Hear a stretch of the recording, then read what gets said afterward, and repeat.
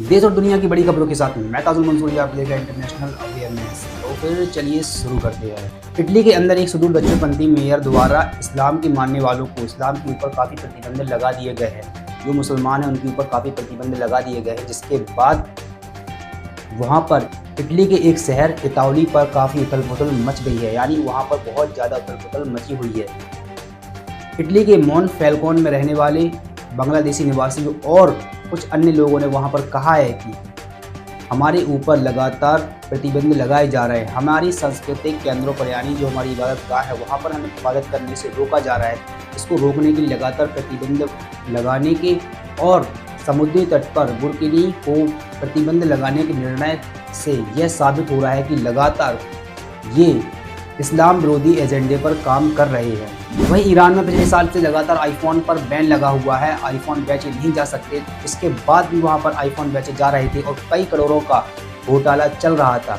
इसके बाद आज सरकार ने वहां पर इस घोटाला को खत्म करने के लिए काफ़ी लोगों को गिरफ्तार कर लिया है।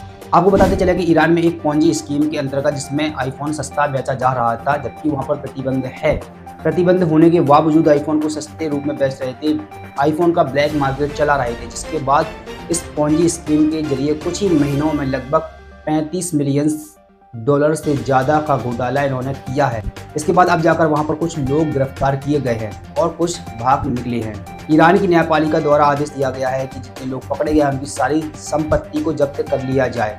हालांकि अभी ये नहीं बताया है कि उनकी कितनी संपत्ति जब्त की गई है, बस इतना बताया है कि पूरी जितनी उनके पास संपत्ति है वो सारी जब्त कर ली जाए। उधर इजराइल हमास युद्ध के बीच गाजा की सबसे बड़ी दूसरी हॉस्पिटल सेवा से पूरी तरीके से बाहर हो गई है।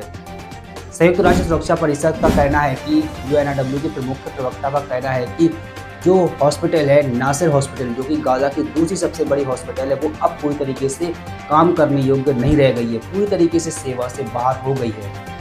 अशरफ अल किदरा ने रॉयटर्स को बताया कि गाजा के अंदर जो नासिर हॉस्पिटल है, नासिर हॉस्पिटल में अब केवल और केवल 4 मेडिकल टीम्स बची हैं और 25 कर्मचारी जो कि अभी वहां पर हैं प्रेजेंट में, वो सारे मरीजों की देखभाल कर रहे हैं। और नासिर अस्पताल अब लगातार ईंधन की कमी और सुविधाओं की कमी के कारण इस लड़ाई में अपने आप को पूरी तरीके से खो दिया है। यानी नासिर अस्पताल की सारी सेवाएं खत्म हो गई हैं, यानी वो पूरी तरीके से बाहर हो गई है।